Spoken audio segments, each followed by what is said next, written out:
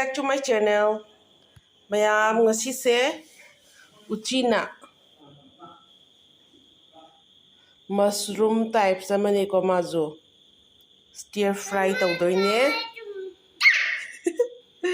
Aduga si sina lapu tharo nahangi banana flower do aduduga si mangan siga iron doine si jina uyene tingzalure do ain khanbana lapu tharo Eromba da hap ke khanbane do haparoige si iro lage aduga Uchina si yam debko adugi belandri se lettuce finger thara hap ke aduga si jina organic pure organic ne naiver na pirak pane bottle guard sima samput ama tauke mayam adudi video se loy bukta yeng mina se ai ngauta jara age thongda jara age mayam Eromba se hana taurage adudi sida hana samtho age mangal ki khara hapaga mangal siga ngauraga khara amna Uchina Kanghou ki thamage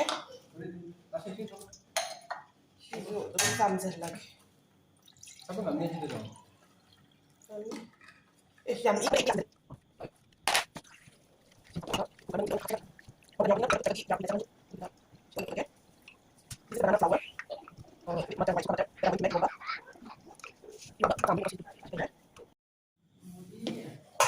hari mirchi juga kam gragesi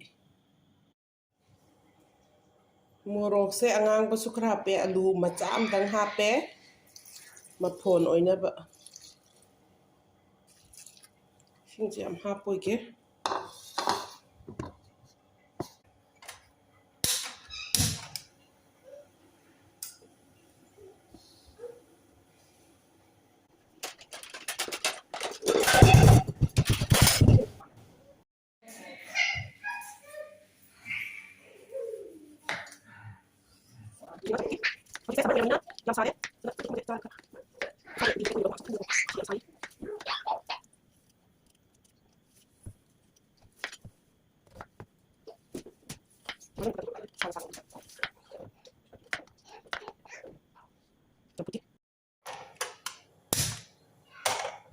This is how we prepare champut, boiled curry. Side dish name, we Northeast people, we love boiled curry. And this is the way how we eat boiled vegetable. Aduga, I add some water. And some of the people, they love to put sugar.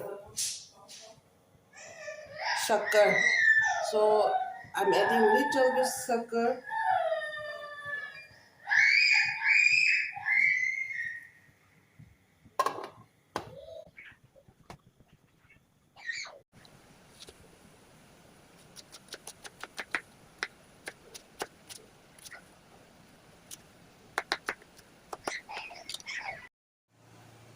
Kusina si yamde aduduna belandri ze khara hapke tawbune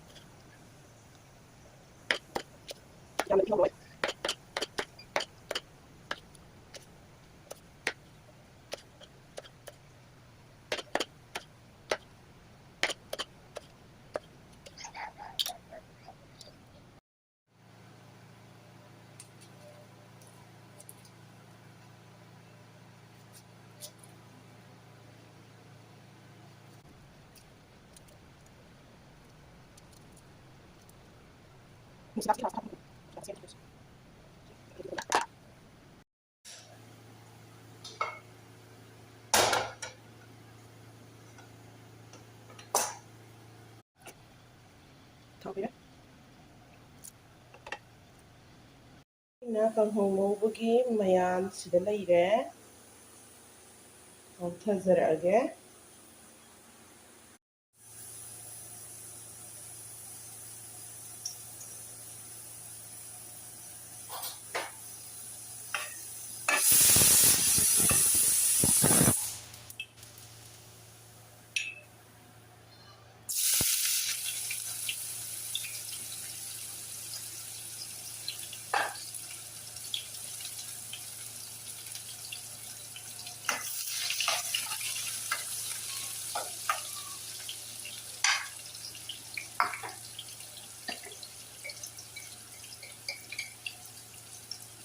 ꯖꯤꯔꯥ ꯍꯥꯞꯄꯦ ꯁꯤꯡ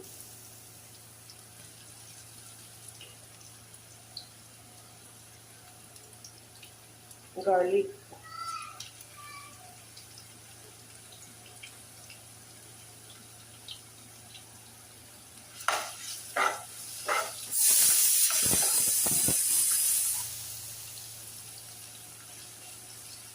ꯊꯕꯛꯁꯦ ꯁꯨꯝ ꯀꯩꯅꯣ ꯇꯧꯔꯤꯉꯩꯗꯀꯣ ꯑꯃ ꯇꯧꯔꯤꯉꯩꯗ ꯍꯧꯖꯤꯛ ꯆꯝꯐꯨꯠ ꯂꯣꯏꯔꯦ ꯏꯔꯣꯝꯕ ꯂꯣꯏꯔꯦ ꯆꯥꯛ ꯂꯣꯏꯔꯦꯕ ꯑꯗꯨꯅ ꯊꯕꯛꯁꯤꯗꯤ ꯁꯠ ꯇꯧꯁꯟꯕ ꯏꯆꯥ ꯄꯤꯛꯄ ꯑꯩꯈꯣꯏꯗꯤꯀꯣ ꯑꯉꯥꯡ ꯀꯞꯇ꯭ꯔꯤꯉꯩꯗ ꯁꯠ ꯇꯧꯁꯟꯒꯗꯧꯕꯅꯦ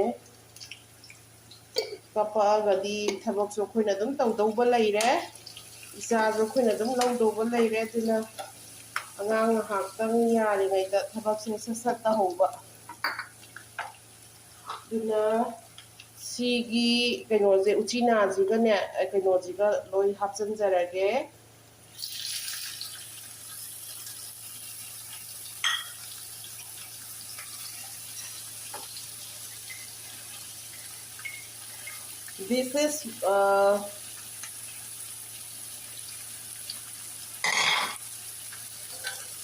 This is a type of mushroom which we call wood ear.